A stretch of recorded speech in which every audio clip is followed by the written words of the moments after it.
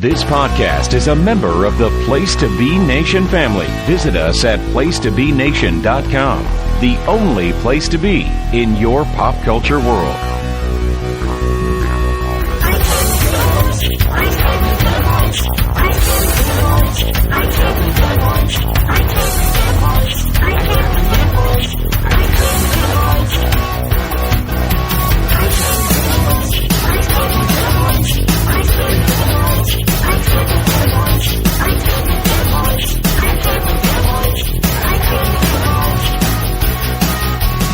Welcome, one and all, to the longest running weekly episodic comic book podcast in all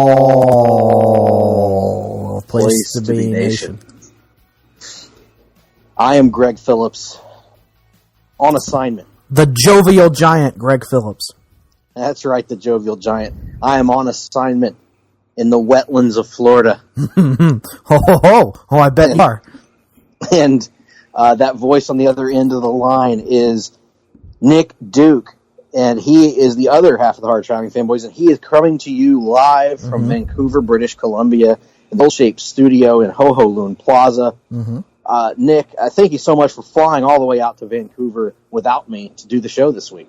Well, you know, it's certainly interesting. I'm sitting here, of course, podcasting pantsless, but that's really not any different than any other week that we're in the L-shaped studio. So it is what it is. It is indeed what it is. Now, this week, folks, we are continuing Avengers month. And frankly, any kind of follow-up to last week's going to feel like a disappointment. I mean, last week you got to hear us play a video game. Yes. I mean, there's not much more riveting than silence as four individuals try to remember how to play a game they played 10 years ago. Right. I mean, that was pretty exciting. I don't know about you, Nick, but that to me, I was thinking the whole time, boy, this is an audio we're giving people. Oh, yeah, absolutely. High quality audio whoop ass for your listening enjoyment. Absolutely. So this week, we thought, let's do one better. Instead of trying to figure out a video game that we haven't played in a decade or more, let's do a countdown of a show that we haven't watched in the better part of half a decade. Yeah, 6 years, I think. So what we're doing tonight is we are bringing to you, and here, let's just put all the sausage on the table here. So I don't know if that's a phrase or not, but it should be. Let's put all the sausage on the table, and let's explain to the people out there that Nick and I are not what you would call Avengers experts. No. So we caught a lot of heat earlier this year for denigrating a beloved Avengers run by Kurt Busiek and was it George Perez, I think? George Perez, yep. That Avengers aficionados, hardcore Avengers fans, just love. I mean, it is beloved to them. And we, you and I, as something of Avengers novices, didn't really understand the appeal in terms of the storytelling anyway. So we, for Avengers Month, have been trying to reach back to our own personal experience with the Avengers. We brought you Ultimate Alliance. We're going to bring you next week a very special long book hunt on the certified best Avengers run of all time, Brian Michael Bendis' New Avengers.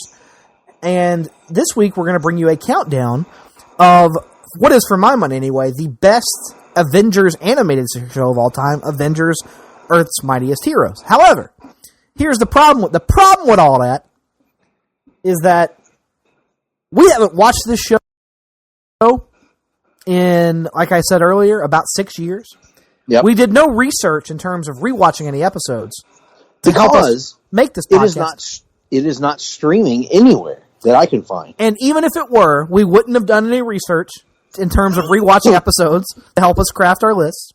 And I got confused and thought we were doing the damn long book this week until it got time to do the show, and I found out we were doing the countdown. So we are doing this one on the, by the seat of our pants on the fly, and we're just going to call out some episodes that we remember being good. And we may go back and watch them later, and they suck. I don't know. But here's what you have here is going to be our top fives as they are now. And this is a show that both of us loved quite a bit. I remember I got onto it first on Netflix when they dropped put the first season on Netflix, and I binged the whole first season. And I remember calling you Like after I had seen like 8 episodes back to back one weekend or something, and telling you, you have to watch this. This is as close to Justice League and Justice League Unlimited as I have ever seen Marvel animation get. Particularly Justice League Unlimited with the expansive roster, and yet it all feeling tied together into this one central narrative. It's, to me, in terms of what I've seen from Marvel animation, it's still the masterclass of Marvel's animated output. Yeah, we are both suckers for the long-form animated story. You know, whether it was the X-Men animated series in the 90s, but particularly perfected with Justice Unlimited and Young Justice, of the individual episodes that tie together a cohesive narrative that tells over the course of an entire season. And Avengers Earth Mightiest Heroes was the first chance I had seen to have the Avengers be a part of that kind of a story, in animation anyway. And it was also, for me, because most of these episodes are based on classic Avengers comics, for me, it was my first exposure to most of these stories. So, with that being said, the show only had 2 seasons. It was cut short and replaced by an inferior show called Avengers Assemble after its 2nd season. And it's a decision that still frustrates me to this day, Nick. Mm-hmm. Yeah, it was one of the unfortunate casualties of the Disney Marvel acquisition. I believe the show had started production prior to that acquisition, and then, or maybe not. I can't remember the exact logistics of it, but I think it was. I know that it wasn't being produced in-house by Disney, and so they decided to end it in favor of bringing one in-house that they could produce themselves. So yes, and as I understand it, they wanted one that, as they put it, felt closer in tone to the movies, although I would argue that this feels closer in tone to the movie. This feels closer in tone to the movies. I would agree. But without any further ado, let's get our list started. It's not going to be a very educated countdown, so we might as well get the damn thing underway. You go ahead. You go first. Absolutely. I'll get us started. Yes. With my episode, which is an episode titled simply Michael Korvac. Now see, in putting together my impromptu list, this was one of the ones I almost put on there, but didn't. Yes. Now, as I understand it, there is a very famous Avengers story called the Korvac Saga, yes? Yes, as I understand it as well. I don't know anything about it. I don't know who or what a Michael Korvac is. My very basic understanding of it is that it involved a human who was somehow imbued with a massive amount of cosmic power, and it kind of, his newfound power drives him insane. Sounds good to me. And speaking of sounding good to me, I am currently trying to find the recap. There it is. So this episode involves a mysterious man known as Michael Korvac, who is discovered, and the Avengers must figure out exactly what happened to him, all while defending him from the team of beings who come after him, the Guardians of the Galaxy. Now, you might ask yourself, why did you put this episode on if you don't even remember the details of it? Well, as I'll say with others, I remember certain details of it. And one of those details that I remember of this episode is that it was the introduction of the Guardians of the Galaxy. And a little bit different roster from what we got in the movie. I believe the roster here was Star-Lord, Drax, Rocket, Groot, Adam Warlock, and Quasar, which is kind of a reflective of the Dan Abnett and Andy Lanning team at that time. And regardless of having Warlock and Quasar in there instead of Gamora, I thought this was a great introduction to the Guardians of the Galaxy. For me, anyway, it was probably my first time encountering them. Maybe I saw this episode after the movie. I can't remember. But I think this might have been my first exposure to the Guardians. And I thought they did a great job. You know, Star-Lord is that charismatic kind of ne'er-do-well that we know from the movies. We have, certainly Drax is not as good as he is in the movies, but it was a fun team. Rock great here. I remember it being great to see the Avengers interact with another team of superheroes. When I was a kid, even though it's a played-out trope now, when I was a kid, I always marked out for the comics or the cartoon episodes where one team of heroes meets another team of heroes and they fight. before eventually realizing that they're both on the same side. I remember an X-Men episode where the X-Men encountered X-Factor, led by Havoc, and they fight in this warehouse. And it was a really cool episode. And so that was kind of how I felt about this one. The Guardians are great. The Avengers, obviously, the main cast are great. The Michael Korvac mystery was there. There's a mystery element to it. So for me, it was an episode that really came together well. I'm a sucker for cosmic Marvel in general. So for me, you combine cosmic with Guardians with, the traditional kind of presentation of Earth's Mightiest Heroes and their animation style, led to a really good episode that stood out in my mind, certainly enough for me to put it on my list. Absolutely. Good to hear. Moving on to my number 5, it's no secret that my 2 favorite characters in the Marvel Universe are Thor and Spider-Man. So for my number 5 episode, I'm going to go with the episode that introduced Spider-Man to this show, the episode entitled Along Came a Spider. Now, in addition to the Spider-Man stuff here, the primary reason this made my episode, because it gave me one of my favorite things in all of Marvel. It gave me a big old heaping helping dose of J. Jonah Jameson, voiced by J.K. Simmons. Yes. At this point in Season 2, we had already had the Secret Invasion storyline play out that had seen America be replaced by a Skrull and take these a lot of drastic actions, a lot of very heinous actions the Skrull Captain America did. And it caused a great deal of public distrust in Captain America, who, of course, was a very notable public servant. And there is nobody better suited to dump on a public servant when they are down than J. Jonah Jameson. And we get a massive amount of this in this episode. J. Jonah continuing to take the low road at every opportunity, while Cap takes the high road at every opportunity. You have Peter Parker growing increasingly frustrated with J. Jonah Jameson's constant put-downs of Captain America, even though Iron Man goes directly to the Daily Bugle to tell Jonah that the story about Captain America isn't true, and Jonah prints it anyway because he feels like it. Just fantastic stuff. So the combination of Spider-Man jumping onto this show that I love so much anyway, with the awesome interactions between JJ and Cap, earns it the number 5 spot on my list. Fantastic. Sounds like a great episode, Nick. One that I wish I remembered. It might be. I don't know for sure. Yes. I am excited to eventually revisit this when hopefully it comes streaming on the Disney Plus service. You would think it would. Now, on to my number 4 episode, which is titled Some Assembly Required. Hey, that's my painting, but it's so much my painting that I just made that I'm going to let you talk about it. You go ahead. I'll go ahead and talk about it as my number 4. This comes to us, of course, as everyone knows, from Season 1. Yeah, obviously. Of Earth's Mightiest Heroes, and it is Episode 8.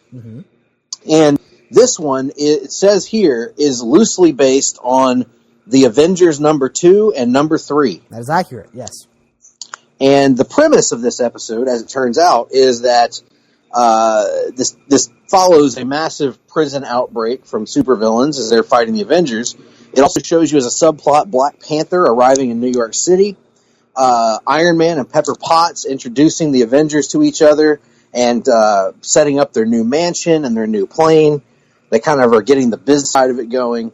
And at the same time, the Enchantress, the famous Thor villain, the Enchantress makes her presence known by manipulating Bruce Banner to sort of whisper sweet nothings into the Hulk's mind of telling the Hulk that the rest of the team does respect him. Right. And this leads to Hulk raging out and having a good old-fashioned knockdown, drag-out fight between the Hulk and the Avengers. Picture Age of Ultron with the mind-controlled Hulk.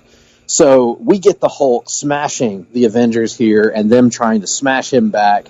Eventually, the Enchantress's scheme is unraveled, and the Hulk comes back to normal and joins the team and helps them defeat the Enchantress and her executioner.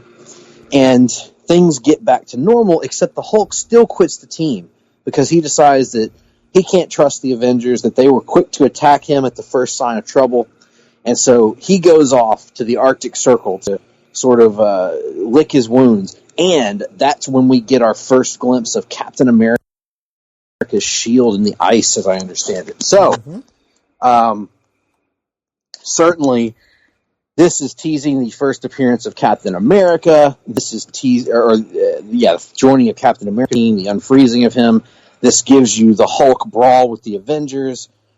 This is a great palette setter for the show, in my opinion, because a palette cleanser, because you kind of get an idea right from the get-go of the characterizations of all these people. You get Tony's characterization. You get Hank and Janet's characterizations here, which are really strong on the show. Yeah, because one thing we should mention, this is the 8th episode, but the first 5 were standalone episodes focusing on heroes. You had a Captain America episode, a Thor episode, a Hulk episode, an Iron Man episode, and an Ant-Man and the Wasp episode.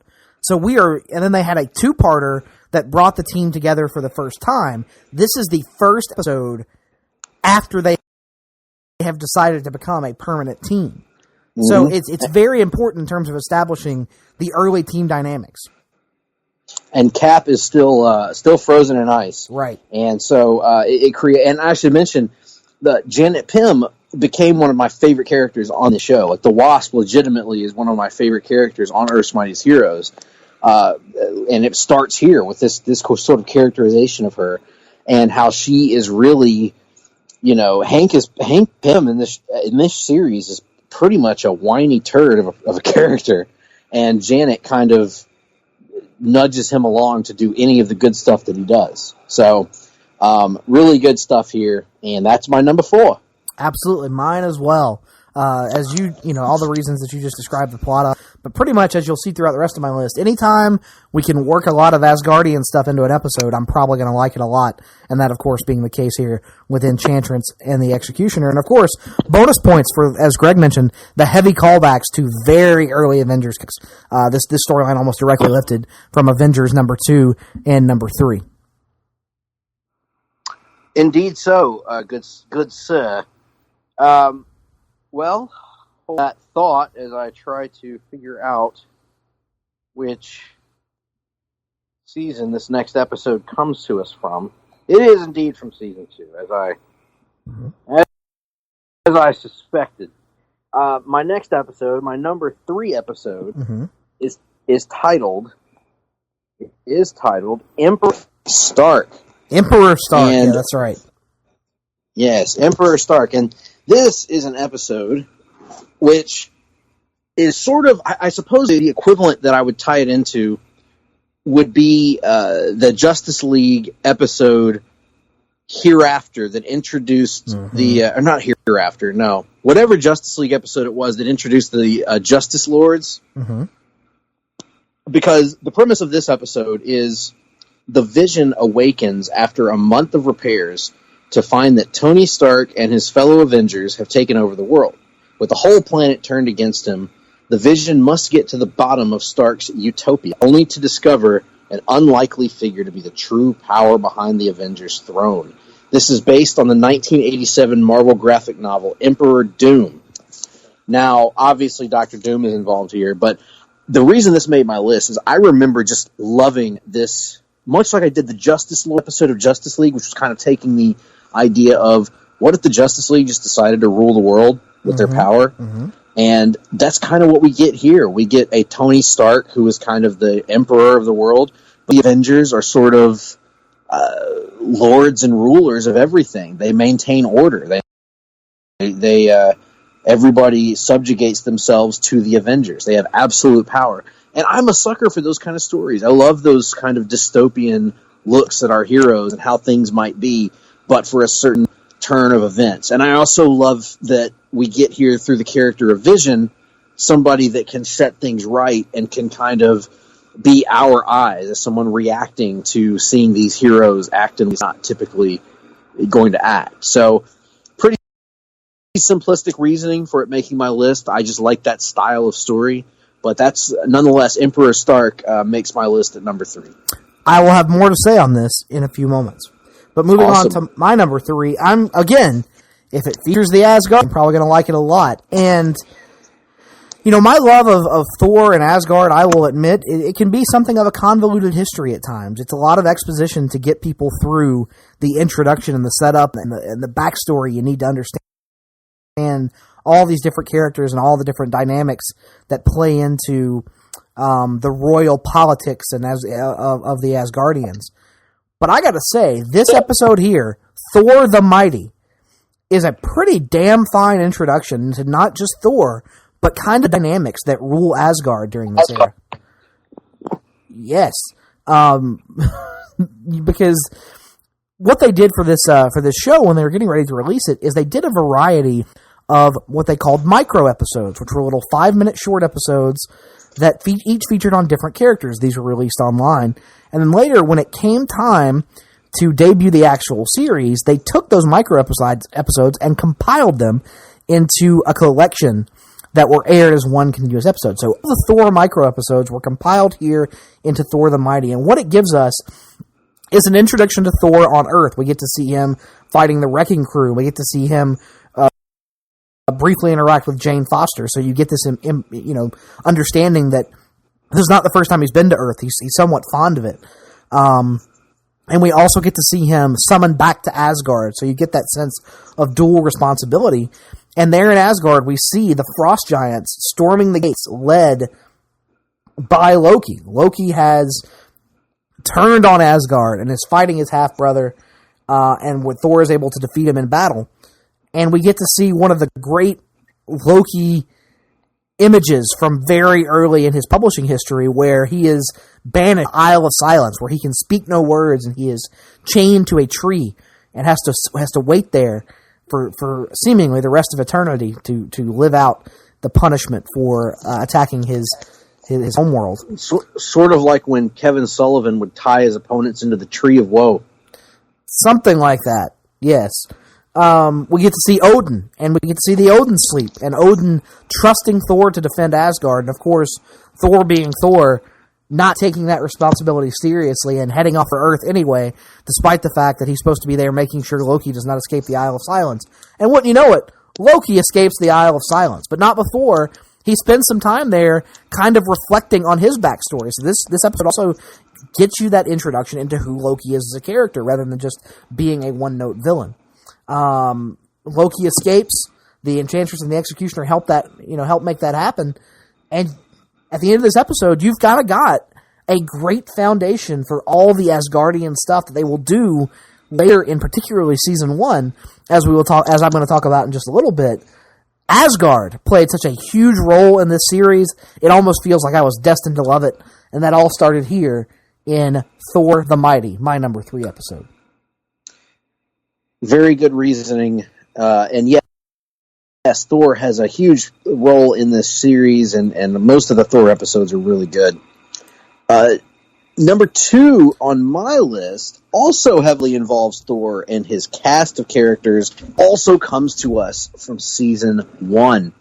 And the title is one that will sound familiar to Avengers fans. The title of this episode is A Day Like Any Other. And this was the season 1 finale of this show. And boy, it goes out with a bang, because this, as the tagline indicates, it has all been leading to this.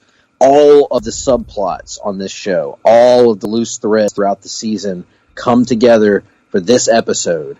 And it's a knockdown dragout with the Avengers against Loki. Loki is preparing to execute Thor and all of his prisoners.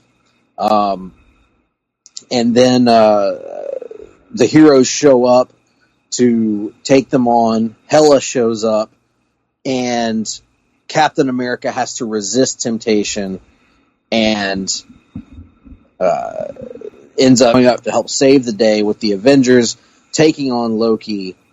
And it's a great battle between the teams. And Tony Stark shows up with his badass new armor, powered by Uru. And that, I believe, Nick, is the metal that comprises Mjolnir. Yes, it is the metal forged in the heart of a dying star. That comprises Mjolnir. Correct.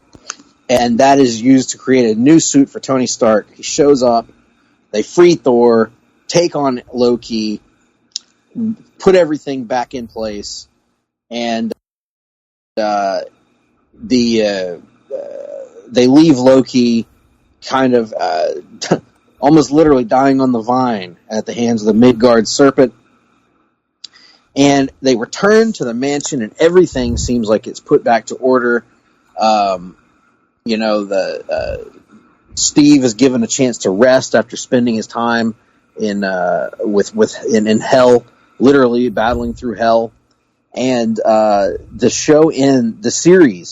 season ends with one of the most shocking revelations, cliffhangers of any cartoon series to end its season, and that is when Steve goes to his room and is shot and rendered unconscious by someone who looks exactly like him. That's right. At the very end, he is shot by what appears to be a Skrull, and the alien then takes his appearance and dramatically voices the words, "The infiltration has begun," thus setting the stage for season 2, with us as an audience knowing that Captain America is an imposter, but the rest of the Avengers having no idea that their friend has been replaced.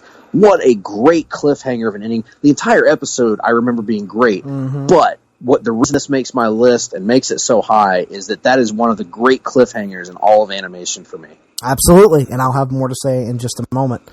But moving on to my number 2, one you've already mentioned, Greg, I'm going to go with Emperor Stark. For all the reasons that you mentioned, it pretty much being the Avengers version of that Justice League Unlimited episode we couldn't actually name.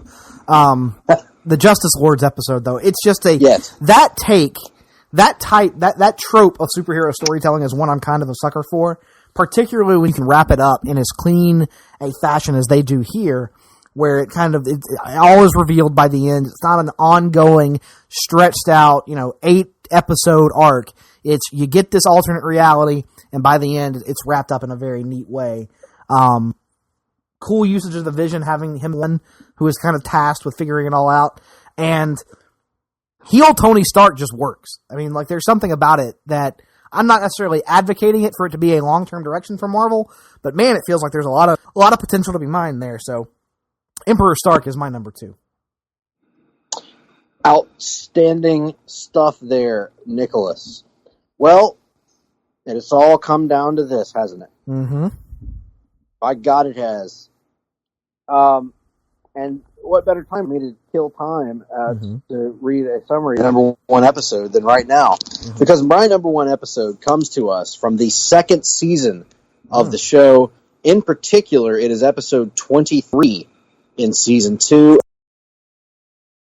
and it is titled New Avengers.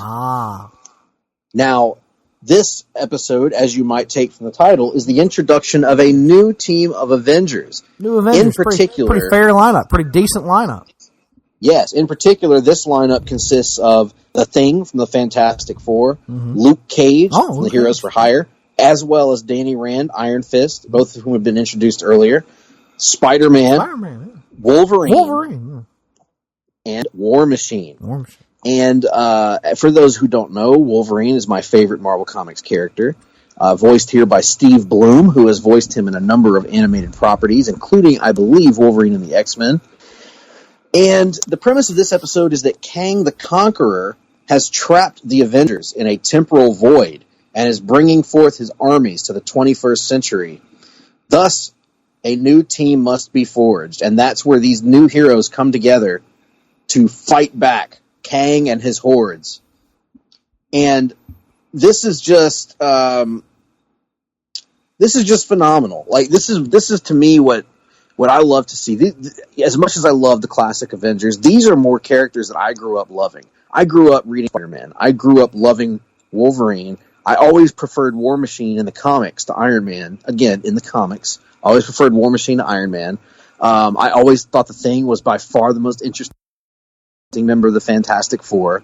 I always thought Luke Cage and Iron Fist had a cool gimmick in the comics with the Heroes for Hire. So to me, this is like my childhood Marvel characters that I identified with getting a chance to take the spotlight.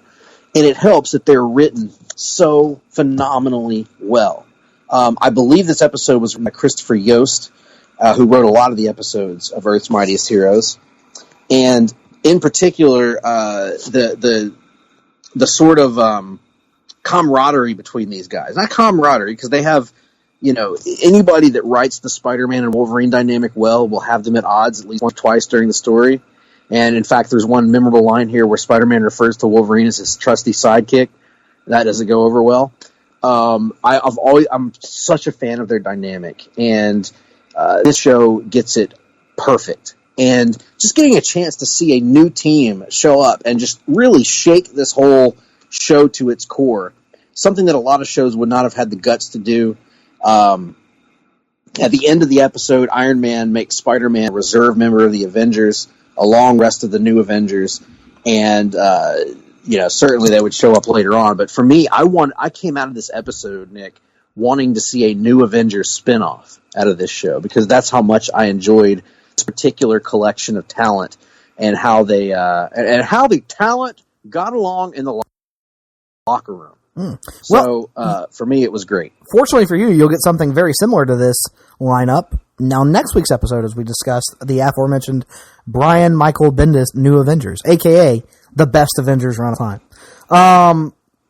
Moving on to my number one. It's kind of anticlimactic because you've already mentioned it, but I am going with the Season 1 finale, A Day Unlike Any Other. Greg so expertly laid out the plot, how everything paid off, all the threads that they've been building throughout the entire season paid off so satisfactorily. But as a Thor fan, let me just run off a list of concepts here we get to see in this single episode. We get to see frost giants. We get to see the Fenris wolf. We get to see the Midgard Spit. We get to see the Isle of Silence. We get to see Tony Stark in freaking Uru armor. This is Thor nerd nirvana and fan service on the highest level. Let these people do a damn Thor movie. For God's sake, whoever was in charge of this, give these people the book. Give them the pencil, as it were, when it comes to Thor's booking in the Marvel Cinematic Universe. I am all in on this. You know what the most powerful weapon is? The eraser. In business? The eraser. And I'm advocating for using it on Taika Waititi. Oh. Here's his name as director. We just take that old eraser and give it a little rub. That's the only rub that Taika Waititi needs, is the rub of having his name erased as director. Why, you're saying you would like to have the MCU left with Waititi residue? Waititi-less. Oh. Anyway, yeah, what a great episode, man. I'm glad you had it as your number one. It's one that does stand in my mind. And you mentioned, I'm glad that we also called out different aspects of it, because you talked about the bulk of the episode, which is very Asgardian heavy, and of course I talked about the one moment that really stood out, the cliffhanger at the end, which led to a pretty compelling story arc the next season. So yeah, really good stuff. And the one thing that I will say, now that we're done with our countdowns here, this was a pathetic effort on our part, because this is really a great show that deserves more than what we gave it. We didn't prepare. In full disclosure, Greg's on vacation. He didn't really have time to prepare. I got confused. I genuinely thought we were doing a different episode than we were actually doing. So a confluence of factors just led to us. The problem is, Greg, we just don't take this show seriously enough. I think that's proven here tonight. I think that's obvious. And yeah, in our defense, this show really should be streaming somewhere. Like it should be either on the Disney XD app. I don't understand why it's not. Yeah. It should be on Netflix, Hulu, somewhere. I mean, it's too good a show. Could you buy it, I guess, through YouTube or iTunes or something? Certainly. But who buys actual media now? I mean, that's no. It's not happening from my standpoint. So, it's a shame that it's not streaming. Hopefully, the Disney Plus app will have it. You would certainly too good think of a so. show to be lost. Man, is that Disney Plus app going to have all the Marvel animated series in history? I wonder. I think it should. God, we got to do something like the '90s Avengers cartoon. We got to do that at some point.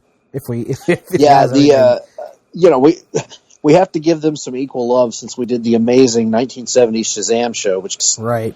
Whatever. And at some point, is. we've got to do the long.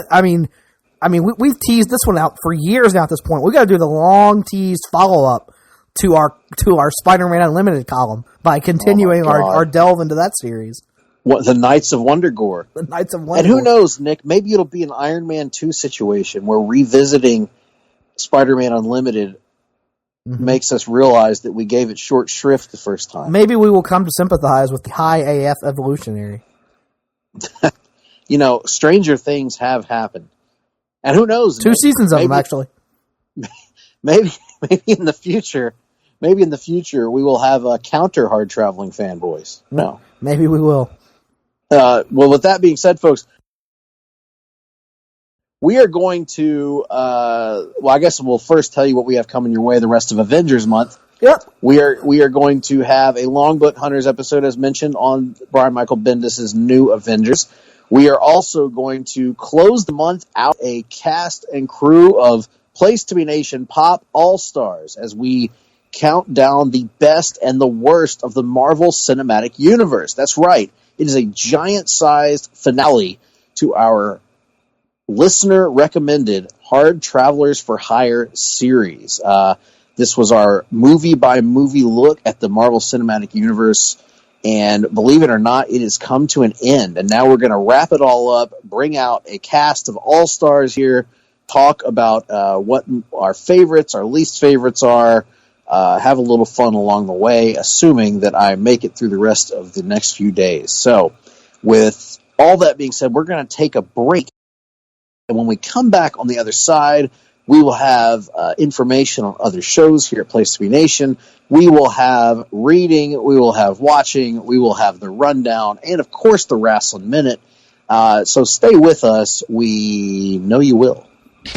Promotional consideration paid for by the following. Place to Be Nation's JT Rosero and Chad Campbell here. We want to let you know that we have over 24 podcasts available on iTunes, Stitcher, Google Play, and PlaceToBeNation.com. We now offer them to you on 2 great feeds. On the Place to Be Nation Wrestling feed, we dive into topics running the gamut from today's WWE to the glory days of yesteryear and the ins and outs of the territory days. In addition to our full-length shows, we also deliver to you special pod blasts on topics old and new. The Place to Be Nation Pop feed is a veritable treasure trove of great content. Offer tremendous shows covering the land of movies, television, life, comics, and sports, brought to you by the most knowledgeable and insightful folks in the podcast world. You can find all these great shows, plus archives of our past podcasts from over the past 8 years as well by subscribing to both feeds on iTunes. And while you're there, be sure to rate and leave feedback as well. All of these shows, plus others, available on PlaceToBeNation.com, where we cover pro wrestling, sports, movies, comics, plus in-depth stretch projects, and much more. Be sure to support our site by using www.PlaceToBeNation.com/Amazon when doing your online shopping. We want to thank our friends at Boneheads Wing Bar, ProWrestlingOnly.com, and TheHistoryOfWrestling.com as well. Be sure to follow us on Facebook, Twitter, Instagram, and Tumblr. PlaceToBeNation.com, the only place to be in your pop culture world. Place to Be Nation. Welcome back to Hard-Traveling Fanboys. We are continuing our remote version of the HTF show. Nick is, of course, back in the L-shaped studio, and I am out in the wilds of Florida pursuing a wild game and surviving out here in the wilderness, having a good old time. And now we are back to give you a little bit of a message or two about the great stuff you can find right here on the feed on Place to Be Nation Pop. Because you see, we have a week on the Pop feed with a little something for everyone. Ben Morse and Russell Sellers close out 1970 on a new Marvel Age masterclass. Jennifer Smith welcomes in Todd Weber to watch Yoga Hosers in this month's Freak Out Drive-In. JT Rosero, Peter Winson, and Don Carrara pay tribute to the wonderful Veep as it winds down its run. They even got a shout-out from Julia Louis-Dreyfus for this PTBN Pop Special podcast. Andy Atherton and Russell Sellers gave a look at Forgetting Sarah Marshall on this episode of Laugh in Theater. The Hard-Traveling Fanboys head off the page with a review of Marvel Ultimate Alliance. And speaking of Nick and Greg, coming up at the end of May, the Hard-Traveling Fanboys will be wrapping up their Hard Travelers for Hire series with a special giant-sized edition of the podcast.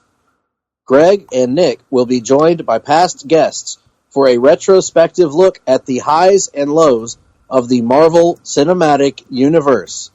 And they want your opinions. After you've seen Endgame, send in your full ranking of the MCU movies from 1 to 22 to Nick D at placetobenation.com. The full composite rankings for Place to Be Nation will be revealed on the show, so get your ballots in to make your voice heard. Ballots are due May 16. Over at the PTBN Wrestling feed, Scott, JT, and John D'Amato gave a supersized deep dive into WrestleMania 5 on episode 519 of the Place to Be podcast. In the third episode of Row 1, Seat 1, Ben Zani chats with up-and-comer O'Shea Edwards and then breaks down the Making Towns Classic and the WrestleMania weekend Blackcraft Wrestling show.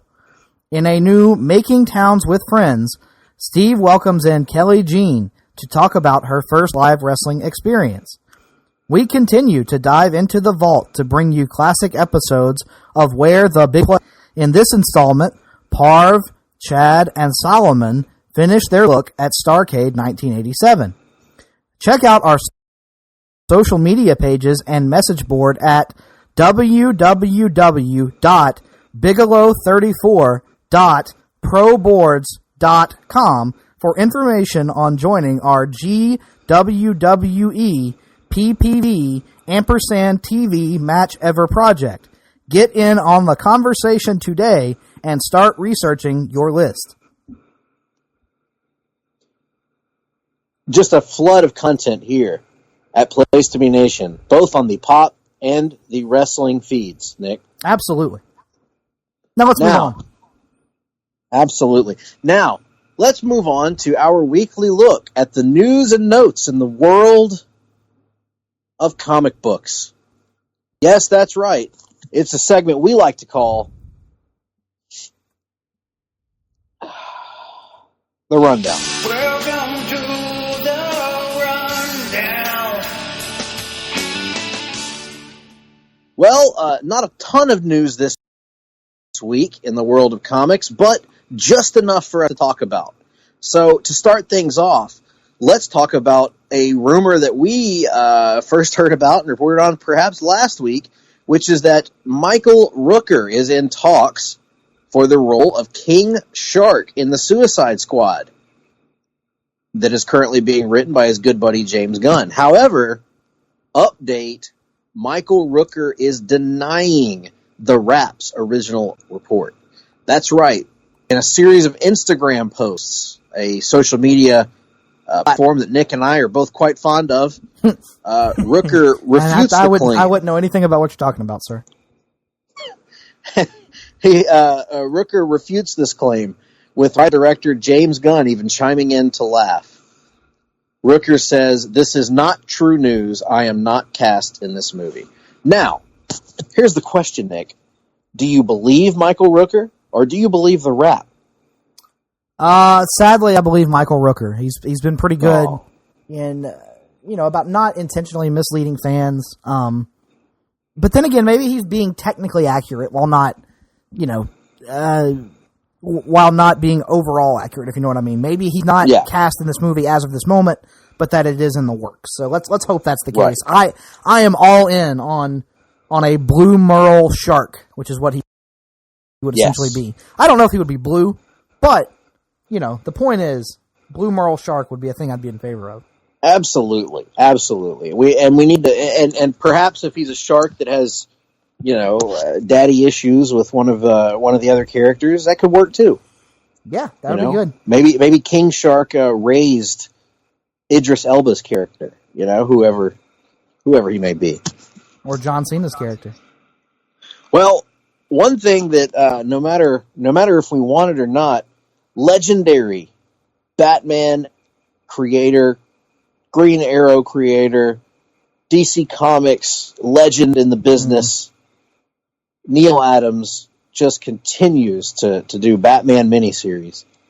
And in this case, he has written and drawn a brand new Batman miniseries called Batman versus Ra's al Ghul. And it is coming out this fall. Here is the synopsis. Also, apparently it ties into DC's Year of the Villain event, something I know both of us are particularly excited about. It says here that Adams shows a Gotham City under siege by terrorists, with Batman determined to find the source. But when Boston Brand, a.k.a. Deadman, tries to intervene, he discovers an even more disturbing and deadly truth. The terrorists are led by an inhuman monster. Ra's al Ghul volunteers his own private security force to aid the GCPD, and now they are the saviors, standing between nuclear terror and the townspeople. Nuclear. I like the way you said that. Yes, this is an interesting book here, Nick, because I love Neil Adams. I love his 70s output in particular. I like Neil Adams at the time, in his proper place. Yes. I have not read the book, but I was at the library one day, Greg, and I picked up, it had just come out, because I had the brand new hardcover in the new releases section of the library, and I picked up Batman Odyssey. Are you familiar with this?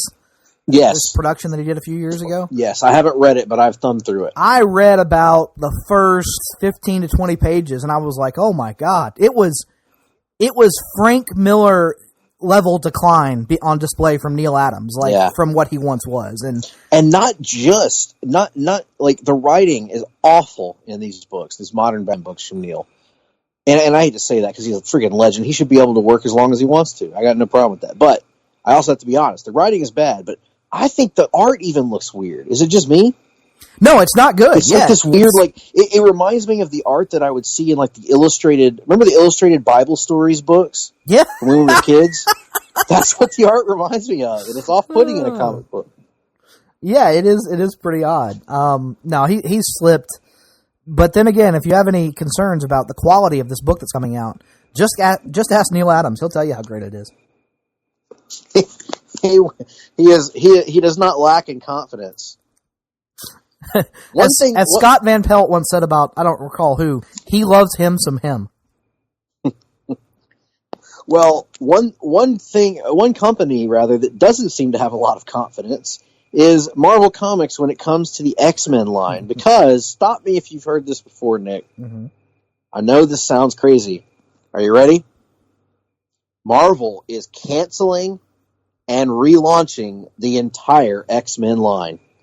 Now, to be fair here, if you believe what he said, Jonathan Hickman actually asked for this. That he wanted the entire line canceled for the duration of his 12-week Powers of X and House of X, Powers of 10 and House of 10 event that's coming up. And that he wanted the new number ones to signify to people that they did not need to be familiar with recent X-Men continuity at all in order to jump onto the story. So, and hey, I'm all for that, actually. I think that's a great idea. My only issue with it is, did they not just relaunch the X-Men lines not too long ago with exciting new creative teams that seem to excite the fan base? Yeah, and from what I understand, having not read them, but primarily listening to Russell and Tim talk about them, yeah, seems like they've been pretty well received. Right, that's what I was thinking about. And then before that, there was another relaunch that wasn't as well received. And then before, I see, Bendis would have been the last major relaunch before that. Yeah. Because even through the renumberings and stuff, that Bendis storyline of the time-displaced X-Men kind of, that dominated the entire landscape of the X-verse. I understand it anyway. Right. Yeah, so, I mean, to me, as a guy that loved the X-Men as a kid, they were my favorite Marvel characters by far. It's just overwhelming at this point. As someone who doesn't read the X-Men and has never really had the affinity for them that I know you and other people have, I'm going to be very disappointed if the combination of Jonathan Hickman doing a long-form run and the X-Men doesn't yield the most incomprehensible, inaccessible comics of all time. They very well might. And for the record, to be fair, because I don't want to come off as a negative Nancy on the whole thing, because I have been burned to the point of not caring anymore about the X-Men over the years in the comics. But I will say I am in favor of anything that can jettison the need to understand 45 or 50 years of continuity at this point, to try to make a cohesive narrative out of the X-Men again and a fun narrative out of the X-Men again. So I'm in favor of that. So hopefully Jonathan Hickman can pull it off. Again, like as you kind of hinted at there, his style hasn't always been for me. But then again, I haven't always gotten in on the ground floor on his stories. So what a bizarre text message conversation I'm having right now, by the way, with our good friend Greg Rossino, who out of nowhere texted me to ask me what my nickname used to be for former Atlanta Braves third baseman Troy Gloss, to which I, of course, responded, Santa Gloss. Santa Claus. Yes. Yes, you guys loved to hit me up with some Santa Claus back in the day. He would hit 210, but most of that 210 was some homers, so it was... He did have that one season where he was a productive member of a playoff team. Oh, remember that playoff series they wound up losing where like it went to like the 13th inning, one of the games, and they had to put him in at third base, and he turned a damn double play. Oh, Lord. Yeah. Crazy stuff, man. Was that the same series where they left Kimbrel in the bullpen? I don't remember, honestly. Because there's so many Braves playoff losses over the years. Who was the Rick Ankiel had the game-winning hit in that game, now that I recall. Oh, God. Yep. Rick Ankiel. Maybe they could call Rick Ankiel up and put him in the bullpen. Yeah. Better than half the scrubs they have now. Yeah, good Lord, man. Talk about the days that I never thought that the day would come when the Braves would have a legitimately awesome lineup and a legitimately terrible rotation, or at least bullpen. Yeah, the rotation has kind of ironed things out largely over the last few weeks, but that bullpen, man, it's feast or famine. Well, speaking of bullpens, Nick, Marvel is known for its bullpen, right? Yeah, and they're gonna show off the bullpen right here on this story. Absolutely. So Marvel Comics is revisiting 80 years of Marvel history with over 100 creators as part of an event called Marvel Comics 1000, an August one-shot that will celebrate the publisher's 80-year history, which kicked off in October 1939 with Marvel Comics #1. So, kind of piggybacking a little bit on Action Comics and comics. Say what you feel, Greg. Piggybacking a little bit. I have been inundated with the hot takes from you and Todd and Russell and other vehemently pro DC partisans on this topic. Say what you feel, Greg. Don't sugarcoat it. No, I've got to finish reading the story because I don't know the details of it. Okay. I only know what Bleeding Cool reported, and you can't trust them with a. Well, you can't trust them all the time. Yeah. So anyway, as announced in the New York Times, Marvel Comics #1000 will be 80 pages in length, with each page assembled by a different creative team. Announced in a string of teasers. This appears to be the idea of Marvel editor-in-chief C.B. Cebulski, and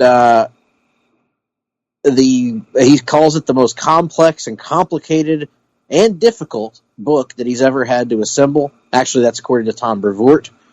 I'm trying to look at some of these creative teams, but they're not listed here in this article. But nonetheless, so it's an 80-page one-shot, and each page is done by a different creative team, like a series of one-page. It's not clear to me in this article, Nick. Is it a series of one-page stories, or is it each page is contributing to one story that's assembled by a massive amount of creative teams? My understanding is that it's one-page stories. Well, let me just say, while I appreciate the Action 1000 and Detective 1000 were big hits for DC, and I appreciate Marvel doing a similar story, I really don't like this approach personally, and it's not something that I'm going to invest in. Although these creative teams are amazing. I mean, Yes. you remember some of these teams that were mentioned that perhaps you can help me out with because I don't remember all the names. I'm but trying to find them. They're incredible names. Loeb and Sale, I know, were on there. Jeff Loeb and Tim Sale. Mm-hmm. I know they were on there, and other well-known comic book creators. I think there was a what freaking the Spawn guy, Todd McFarlane. Todd McFarlane was on there, right? No, I'm trying to pull it Probably up. Not. Well, regardless, I think it's great that Marvel's celebrating its history. I think it's an awesome idea. I just don't think the execution is the way to do it. I don't think one-page stories. These teams, not that you can't tell one-page story. I've seen it before, but gosh, man, you got these teams, and who really wants to see Jeff Loeb and Tim Sale have one page to tell a story? I would like to see them get give them 10 pages in an 80-page book. Have 8 different creative teams do 8 10-page. That would be awesome. Here are some ones that catch my eye. Jeff Loeb and Tim Sale, as you mentioned. Patrick Gleason writing and drawing one. Yep. Brad Meltzer and Julian Totino Tedesco. Ryan Stegman. Dave Meltzer is actually getting one, as I understand it. Oh my God! Our good friend Corey would not be happy about that. No. Jason Aaron and Goran Pavlov, Kurt Busiek and Cameron Stewart,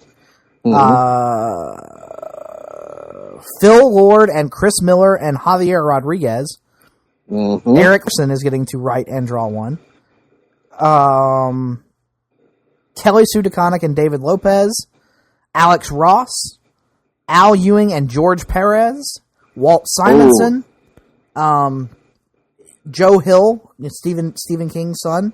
There are a numerous, they are clearly trying to sell you on creative teams.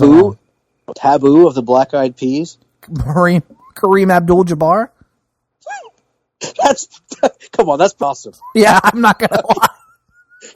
Can he write a comic? I don't know. If it doesn't involve someone doing the Skyhook, what else are we doing? Can you write a comic, sir? No, but I am Kareem Abdul-Jabbar. Fair enough. You're on. That'll be $12,000. Dr. Stephen Poop even got a page. I'm trying to pull up some more because I know I missed. I mean, honestly, the creative lineup.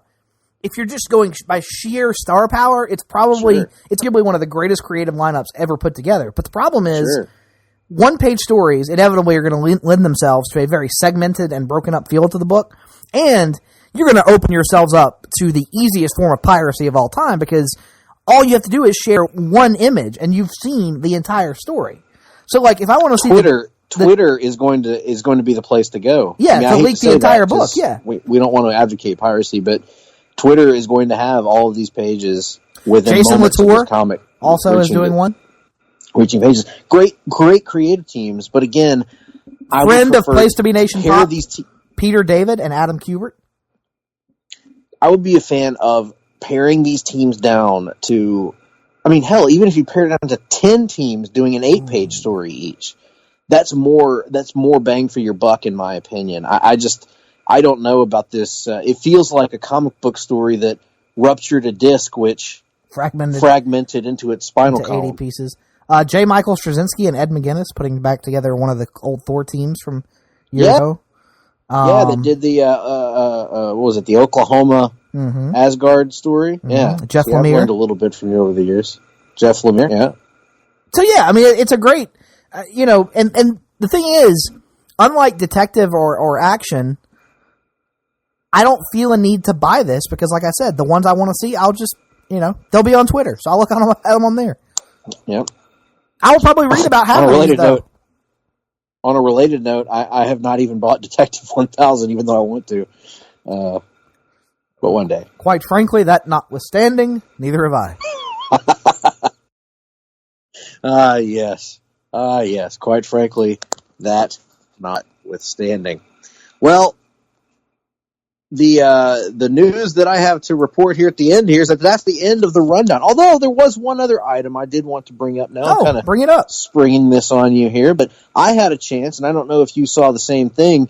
But I got to watch and we'll count this because we usually do trailers in the rundown. I saw the trailer. I have not seen this. I know where you're going. For Batman Hush. Mm-hmm. Is that where you thought I was going? No, I knew you were going there, yeah. Yeah. So I will refrain from saying too much since Nick hasn't watched the trailer yet. But I mean, the trailer. I don't care if you spoil the trailer. Yeah. So I maintain my trepidation about it because I would prefer it to be a standalone story, if that makes sense. Where I would like it to be apart from any, and it may be for all the hell I know, but I would like it to be kind of on its own so you could tell the full story. Jason Todd and all of it. Do the full story. But that being said, as trepidatious as I am about it, I thought it was a really good trailer. It was edited together really well. It looks like they're including a lot of iconic parts from the comic book, and it even looks like they're animating the characters and drawing them in kind of the Jim Lee aesthetic, if that makes sense. Batman's costume looks a little bit different than we've seen in recent movies, so I'm cautiously optimistic about it. I'm actually it's the movie that I'm the most invested in, animated movie, since probably now. Death and Return of Superman were awesome, but I'd already seen a Death of Superman movie before. Two of them. This is one of them in live action. Right, and this kind of reminds me of the Emerald Knights movie when it came out with Green Lantern, where I was so excited and nervous about that because it was going to be adapting like straight up Green Lantern, and I knew it was not going to have to worry about an origin story, so it was just going to be straight like what I love about Green Lantern the most. Right. And that's kind of what this is. This is such an important story to me in my comic book fandom that I want them to get it right, and hopefully they will. I do think it's gonna lose something without the Jason Todd element being there, of that mystery being woven in, but I can already tell they're going to include a lot of classic moments from the comic, and I have a suspicion they may even mix up the narrative a little bit. So I'm cautiously optimistic about this now, more so than I was before the trailer. Yeah, I having not watched the trailer, I'm of course looking forward to it. I still am on the side of I wish they would. Like, I understand the need for the ongoing universe or whatever, that's fine, but I really want more of those projects like The Killing Joke where they just straight up adapted the comic, you know? Right. I wish that's what this was. I wish you could get a Sinestro Corps war that was like that. I wish you could alternate between in-universe and out-of-universe, and when you go out-of-universe, either do something completely different or just give us a straight-up adaptation rather than trying to fit it into this larger narrative. No, I agree with that, and I think that's kind of my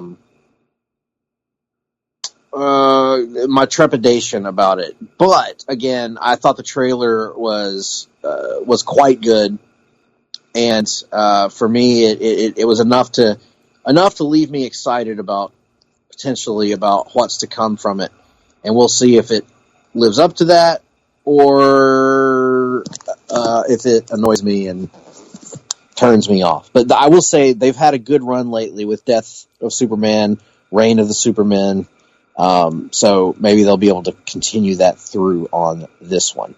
Well, with all that being said, that brings an end to the rundown. And that brings us to our weekly segment that we call Reading and Watching.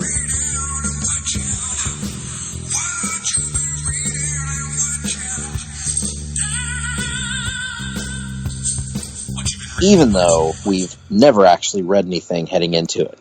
So never, not once.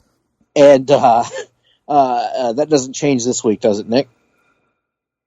No.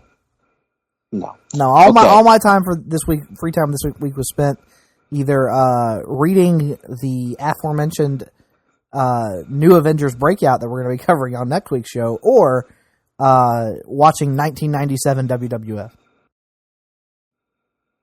Yes, which and not even getting to see the great "Frustrated is the GD word for it" episode of Monday Night Raw. But catching the stuff that was in the follow-up of that episode. So you had to pick somewhere to start, Greg. That's true. You started the night after WrestleMania 13. Mm-hmm. I believe the lowest bought WrestleMania of all time, if I'm not mistaken. Even lower than 11 or 12. I believe that's the case. Now 11, definitely lower than 12. Now 11, I think, had a lower attendance. Right. Because it was in the Hartford Civic Center. Yeah. But I think it actually had more eyes than 13. The LT factor, I'm assuming. Plus the lack of competition relatively, because by 97, people were spending their money to see the NWO even run away from Sting at Uncensored. Well, in 95, though, WCW had Hulk Hogan, right? Or not yet? Yeah. They had him. Yeah. They had Hogan in there 95, was competition. but WCW. We'll get into the wrestling in the wrestling minute, because it's been a massive, one of the biggest days in recent memory for wrestling, as we'll discuss later. So, yes. Now here's your problem going to be with this watching thing. You're ahead of me. I'm sure you're caught up. You're living the live watching lifestyle now. I'm living the live watching. Years of being 48 hours behind. Here you are tweeting and Twittering and sending your messages about the Arrow season finale. We're not talking about the Arrow season finale. We're talking about the damn episode from last week. We're here to talk. We are here to talk about what the audience wants to hear about, which is the episodes that came on last week. Last week, yes. And so, what we are here to talk about, I'm going to need Nick's help with the vast majority of this. But I have pulled up on Wikipedia. I got you. I have pulled up last week's episode of Arrow to remind me of it. Arrow.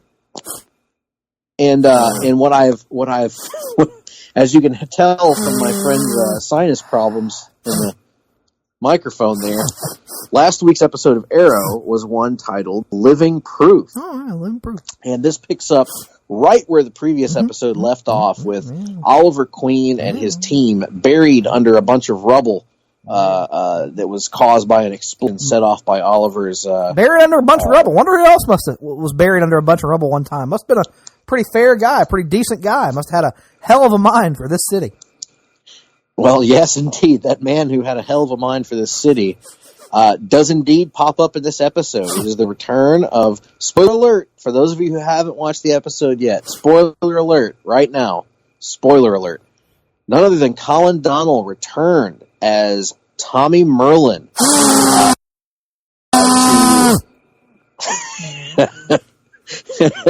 And Nick is recreating the Gino Hernandez story right now.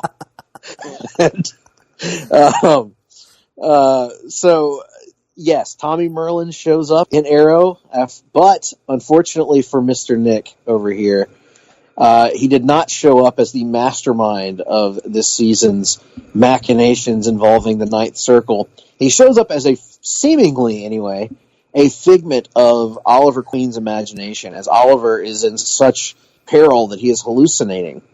And Tommy shows up as, even though he's a voice in Oliver's head, he's very much like the old Tommy. They pick right up where they left off. They have this great camaraderie, and Tommy is trying to coach Oliver through how to, not really how to physically escape his situation, but how to emotionally and mentally escape the problem that he has with his terrorist sister Emiko. And he really makes a lot of great points to Oliver throughout the episode, and their brotherhood shines through, even though it's not a persona, so they're not in person, so to speak. May I just say, yeah, and she wasn't really in this episode a ton, and we haven't really, it's not really related to the events, but it just strikes me.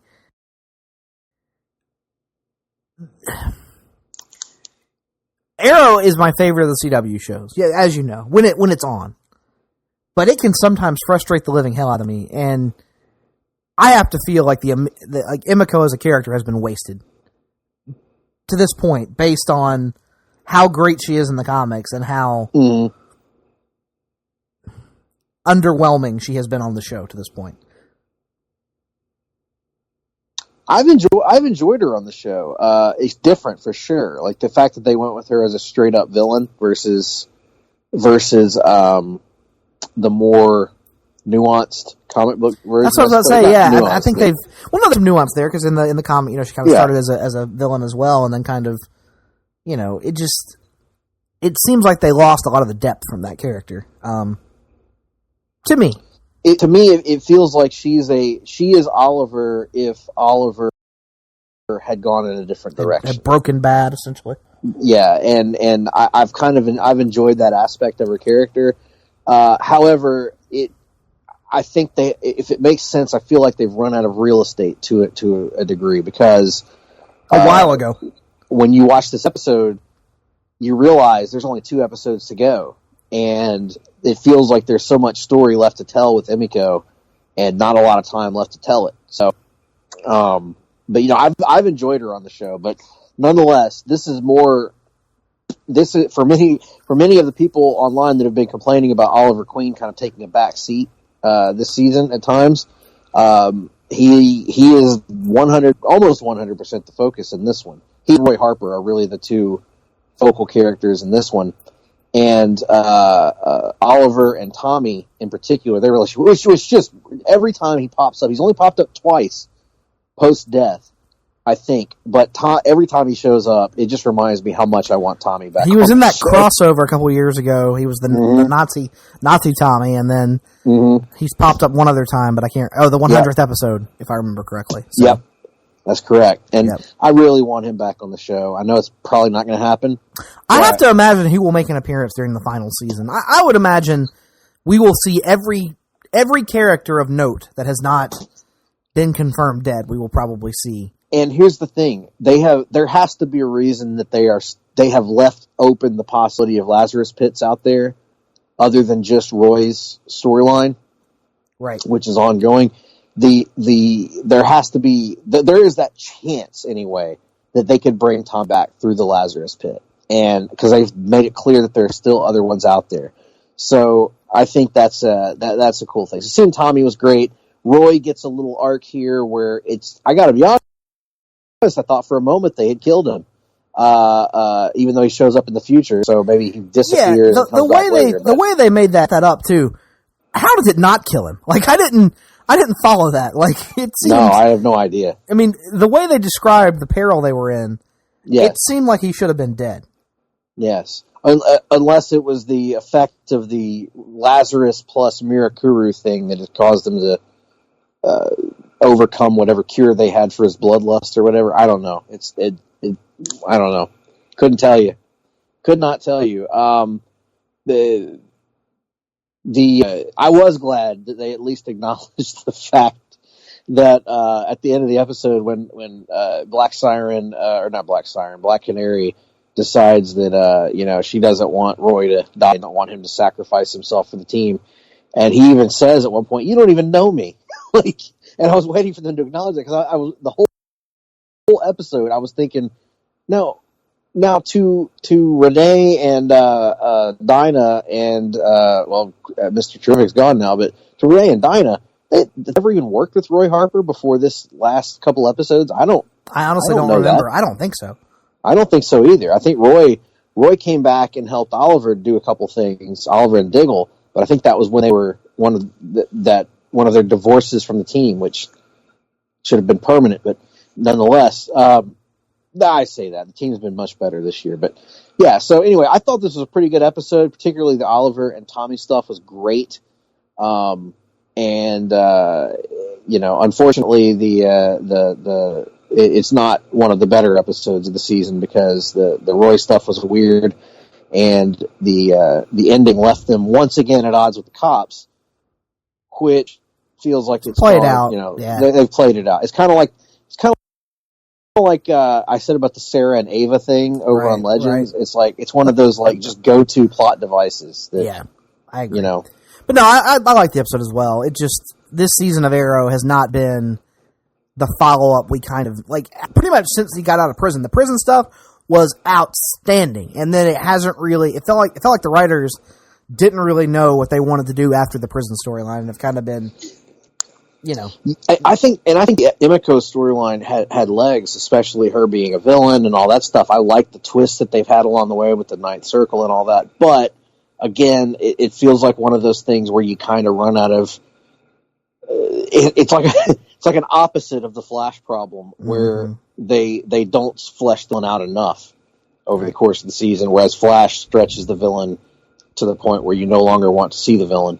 Well, we mentioned Legends a moment ago. Why don't we move on to that? Let's move on to Legends. Now, what was the episode of Legends, Nick? You'll have to refresh. This involves Gary Green as all the man we need, as we have Gary, who is the recently returned evil Gary, has returned to the Time Bureau and is setting about somehow manipulating all the various agents. And so Mona and Nora set out to stop him until Nora is placed under his spell as well, and it's up to Mona.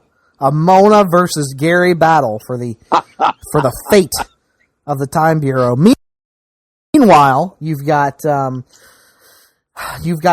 who has possessed the body of Ray Palmer, and who is holding Constantine hostage, threatening to or trying to get him to open a portal to hell. That's what he wants to do, so he can bring back his beloved Tabitha, who is not seen until the very end of the episode. He tricks the Legends into following him into an icy pass in Antarctica, where he drops an avalanche on them, and the time ship is stuck there. And so all the Legends are at each other's throats about what to do. How can they save Ray, if they can save Ray at all? Zari and Nate have become adoptive parents to this as of yet unborn dragon, which is good, because if they tried to get rid of the dragon, they could suffer prison time in the state of Alabama. Hey-o! But, you know, there you go. That's topical humor. Topical humor. A little political humor for your day. Topical, insensitive humor. Insensitive humor, yeah. So, yeah, you got all kinds of things going on. Just, Legends is, like, there's an argument to be made that Legends has become the most consistent CW show. Like, even when the episodes are bad, there is a certain level of entertainment that you're going to get from them no matter what. Like, when the shows are at their best, I still prefer Arrow and The Flash, but Legends might be the one that just hardly ever flat out strikes out. It always is going to hit a single or a double at least. When you started to describe this episode as a Nora versus or Mona versus Gary episode, it sounded like the worst thing in the world. But here's the thing about this episode. It wasn't. It was actually quite good. Yeah, it was good. And in fact... it's the best usage of Mona and Gary in weeks. Weeks, I say. And A, because we didn't have to see Wolfie very much. Mm-hmm. And B, because really, they were kind of, to me, they were the uninteresting subplot. Right. Compared they to were one of several subplots, yes. Yes. The Constantine and... Neron with Ray stuff was awesome to me. It reminded me of the like an 80s fantasy movie with the little creature that was there that was like really a good creature, and Constantine showing a little bit of a rare bit of Constantine showing humanity and letting down his guard, and I thought it was great, man. And I love seeing Brandon Routh get to be a bad guy. My favorite bit was all the Legends on the ship together, just talking. Like, Sarah and Nick having the conversation about we're the only two left. That's weird. And that was working great through too. Their issues and stuff. And Mick showing humanity as well, which is something we don't see a lot of, letting his guard down. So that really, really great stuff. You know, and I thought it was a really strong week for all three shows, and that brings us to The Flash. Right. Tuesday night was The Flash, and what happened on this episode, Nick? What happened on this episode?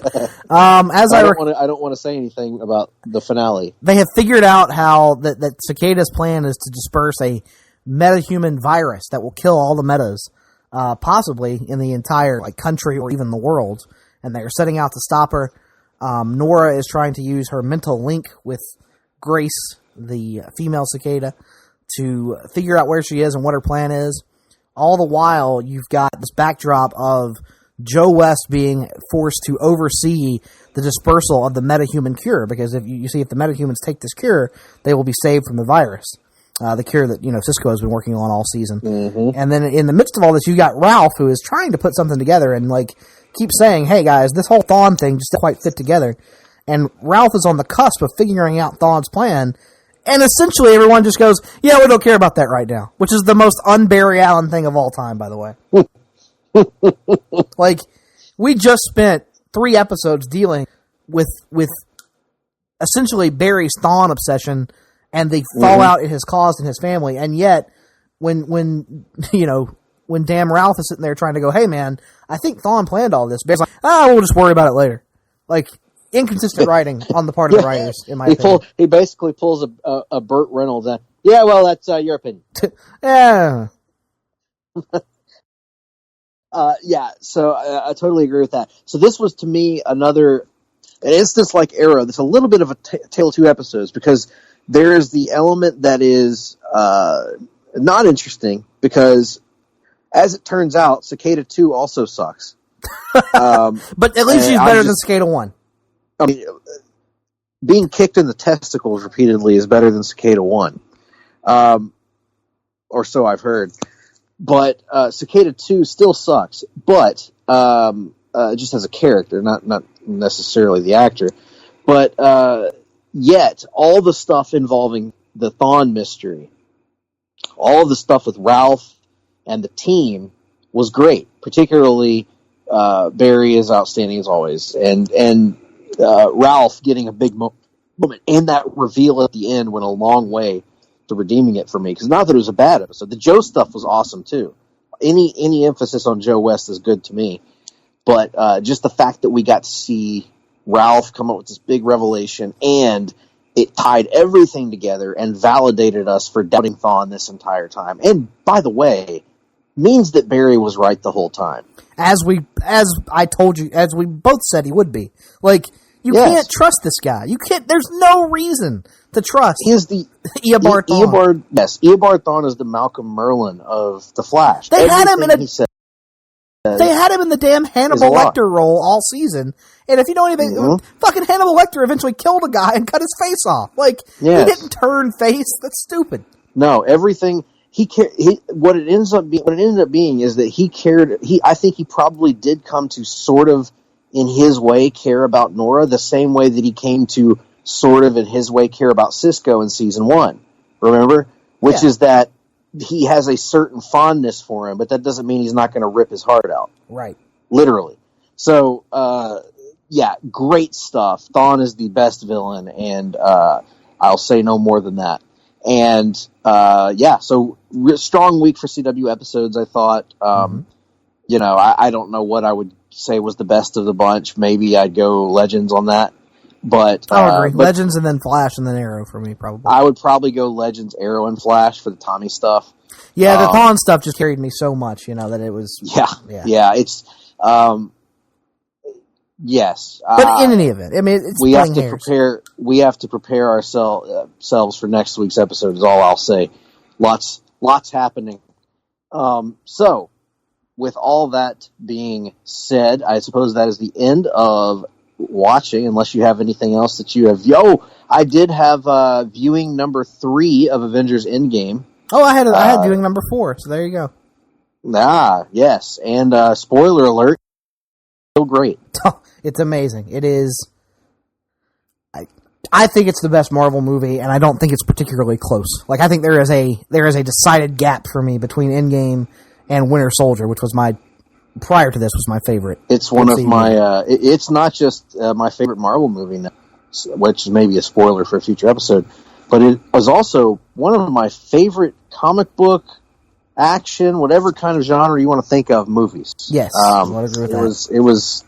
It's an amazing experience. My folks loved it as well, although my mother is not too fond of Professor Hulk, but nonetheless, they loved the movie, and quite an emotional experience. So, with that being said, we'll move on from that.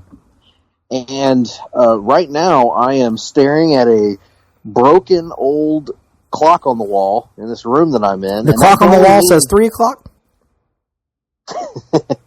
Last call for alcohol. Mm.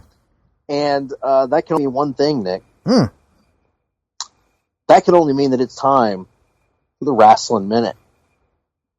Well, today, as you alluded to earlier, Nick, was one of the biggest days in wrestling in some time. As we record this podcast, today was the day that All Elite Wrestling announced that it has partnered with Turner Sports, Time Warner, and they are going to partner together to offer pro wrestling content on a weekly national cable primetime basis on TNT. AEW is coming to TNT officially in primetime in the fall. And we don't know yet the day. We don't know yet the time. But it is official that it's going to happen. Turner is also going to be supporting AEW through its Bleacher Report Live. app. BR Live, which is their streaming app. BR Live streaming app. And this is really the formalization, and through the press release, which is, I had known my way around a press release by this point. The press release indicates a strong level of corporate support from Turner for AEW. I don't know what that means in terms of finances. I don't know who's paying for what. All that I know is a weekly TNT wrestling show is a big deal. A very big deal. It's a massive deal. Like, it is instantly. Let's go back 18 years to when WWE bought WCW. Since that time, there have been various other promotions that have popped up that have purported to be that true alternative. Whether it's whether it's Ring of Honor, whether it's New Japan with their United States expansion, whether it is, oh God, what was it, World Wrestling All-Stars, which I think was kind of the first one to get on pay-per-view after the sale. None of them have been able to land a consistent televised presence on the level of this deal. Now, yes, I know TNA at one point had the Spike TV deal, which you have to remember, at that point in its history, Spike TV was declining in carriage. I mean, they had to change, they rebranded the Paramount Network because Spike TV in the last 5 to 6 years of that brand was a dying brand. There's a reason. Yes, once they lost the UFC, Spike declined precipitously. Yes. TNT, by comparison, is arguably a stronger and more established television network now than it ever was when WCW was on the air. TNT is taking great strides in both live sports programming and original content, and is now viewed as one of the cornerstones of most cable packages in a way that it perhaps wasn't, 20 to 25 years ago. This is a huge deal. I don't think it is overstating it to say, I think today is the first day in 18 years that WWE has had legitimate competition. Yeah, I mean,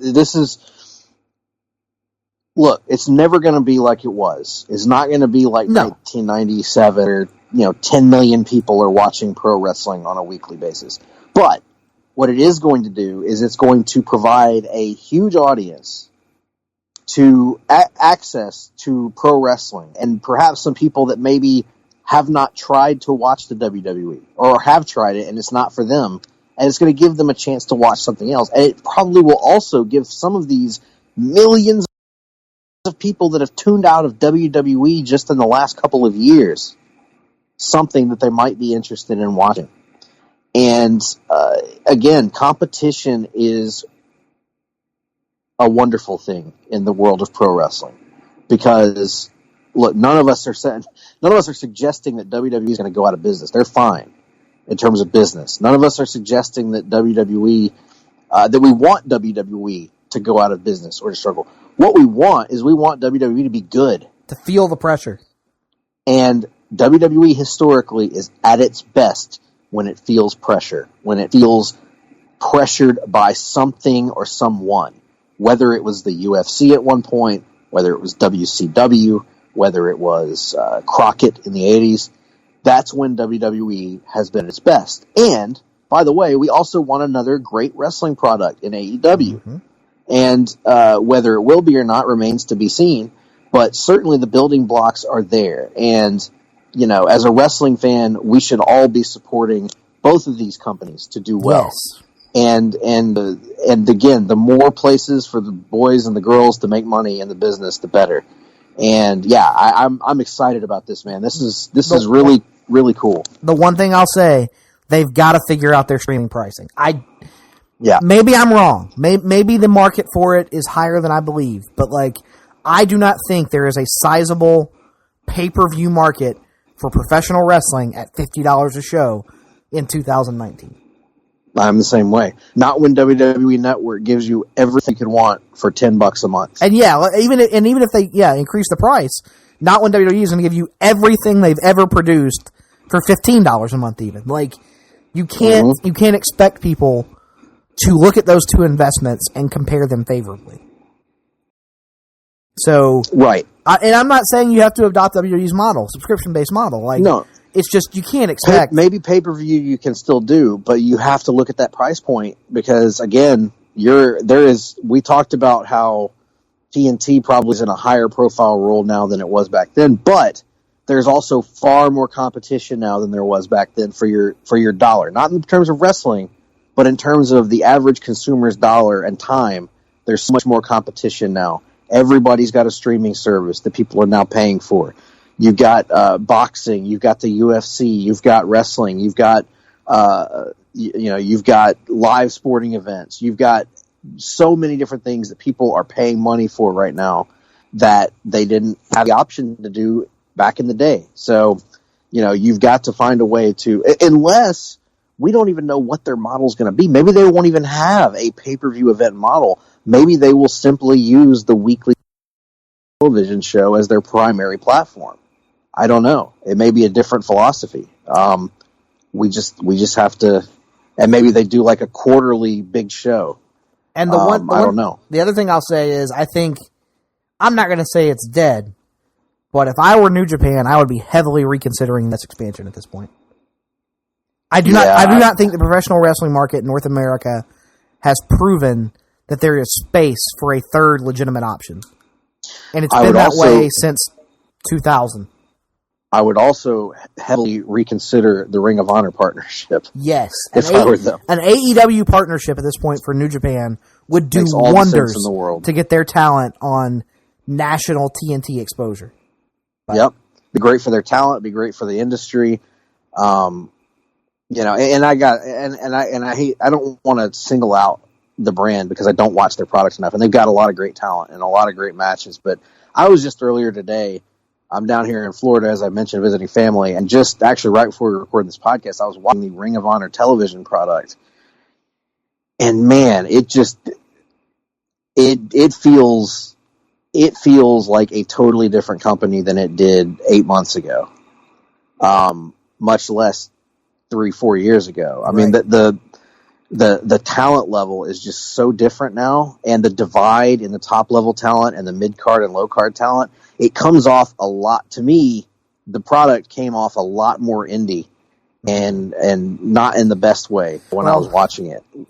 So Ring of I Honor's just don't see the benefit has got to be New at this Japan. point. They've got to hold on because Sinclair just acquired all the old Fox Sports regional networks that Disney was forced to divest themselves of as a part of the Fox Disney merger.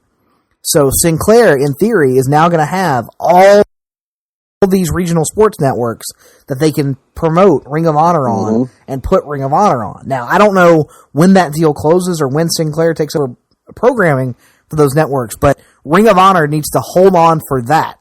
And you would think that's at least a boost in terms of viewership, in terms of exposure, in terms of advertising revenue. But you got to make it there. And Sinclair's got to invest the time and the money into it. Because there is good talent in Ring of Honor. I mean, Kenny King cut a great promo on this episode that I watched. He was really good, and there's talented guys on the roster. But honestly, I didn't know who half of them were, and a lot of the other ones on there came off local indie gimmicks, like the bouncers, which are two enormous fat guys that look like guys that I could see wrestling in Dothan on a given weekend. It just didn't Ring of Honor to me, if that makes sense. Like it felt it felt like a local indie, and I don't know. I feel like Ring of Honor maybe has lost its identity a little bit. I'm not sure they really know what they are right now, and need to kind of refocus and figure that out. That's kind of been a hallmark of the Sinclair era, though. If you look back at it.